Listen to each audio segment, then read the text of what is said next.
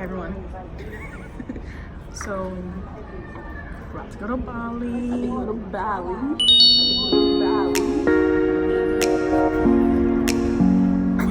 Okay, let's get right into it. So this was a 5-day trip that my friend Jamie and I took for a holiday break in between trimesters at the University of New South Wales, where we are currently studying abroad. Hello! So today we are embarking on a journey from Sydney, Australia to Bali, Indonesia. Yes, we are, and we are currently boarding the plane. The most expensive part of this trip was definitely the flight. I did most of my price matching through Skyscanner and ended up booking the Qantas direct flights through mytrip.com. We stayed in the Kuta area, which is very close to the airport. I think this is a good choice, and most tours will pick you up from any hotels within the Kuta, Ubud, Seminyak, Sanu area, so there's nothing to worry about there. The first day we took a 12-hour tour to Tanah and Uluwatu Temple. Here our guide Maddie is showing us the luwak coffee bean, which is the remnants of coffee excreted from the animal's poop. This coffee is very popular in Indonesia and can range from about $50 per cup in the US. I'm gonna stick to the turmeric tea though.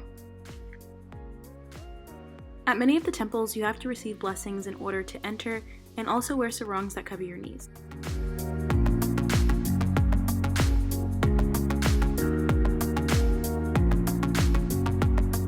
We're about to watch the Sangha Tari Dan Tuba Karang Boma Desa Pakatu, the Kikak and Fire Dance. So we're super excited, huh? That's all you have to say.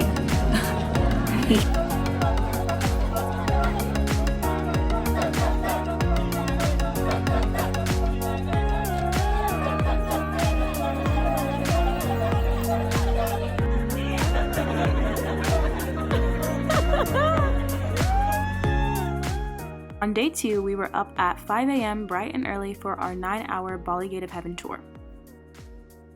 The Lipanyang Temple is home to the most Instagrammable spot in Bali, the Gate of Heaven. It also overlooks Mount Agung, which just erupted a few months ago, I think in May. I'm here to say it's a hoax though, y'all. So you see the pictures. Do you see water? No. They actually just use a mirror in order to reflect it, but hey, the pictures are still bomb. The Ganga is a part of the ruins of a lost kingdom.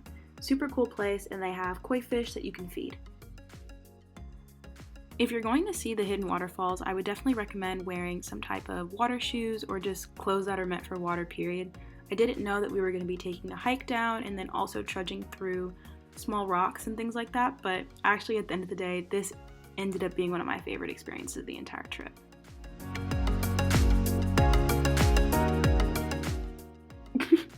Okay, so I wanted to put this clip in here because Iko, our tour guide, deserves a huge shout out. We had such a great day. He's one of the best tour guides I've ever had personally, and I'm also going to link all the tours we took in the box below. Hold on, is it recorded already? Yeah, yes. It's I just fixed my hair already. Oh my gosh. We got the knees, I can finally see, I lose all control. I knew it! The Bali swing. I was super nervous to get on it, but I had to. I told them to go a little bit light on me, but of course, the lighter you tell them to go, the more they're gonna do it. Ugh.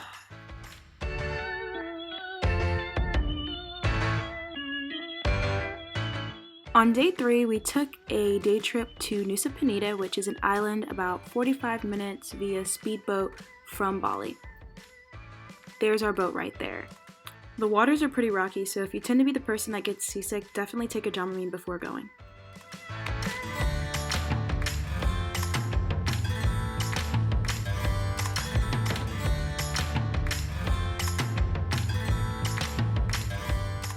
Nusa Penida has some of the prettiest beaches I've ever seen. In order to get down to most of them though, it's kind of like stairs down a cliff, so just be super careful.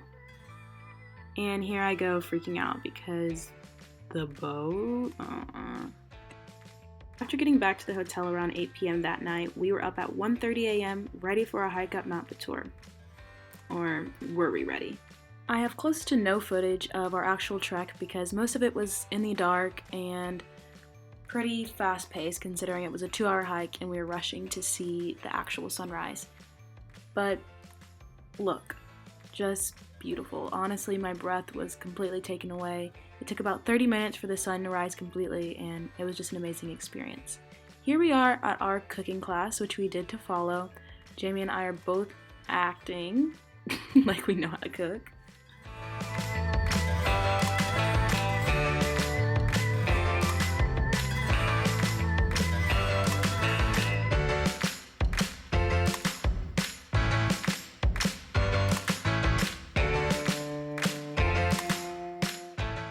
And here we are at day 5. Our flight didn't leave until around 10 p.m. that night, so we still had a full day of activities planned. Our first stop was the Ubud Art Market. Overwhelmed is an understatement, but we had to get a lot of souvenirs and things like that, so it was the perfect place to go, and you can also bargain down a lot of the items. We had lunch at Kind Community Cafe, which is home to the most famous smoothie bowl in all of Bali. And of course, you cannot leave Bali without a trip to the spa. We received a 2-hour treatment that included a facial, Balinese massage, and foot scrub for only the equivalent of $9. And then we headed to the airport. So I hope this video was entertaining and also informative for those looking at it for travel advice. I'm going to put a broad payment structure at the bottom of this video, just in case you're interested in looking at that. In addition, I'm going to try to post more videos of my abroad experience, both in Australia and New Zealand, so stay tuned and subscribe, like, comment, just to show me that you guys are interested.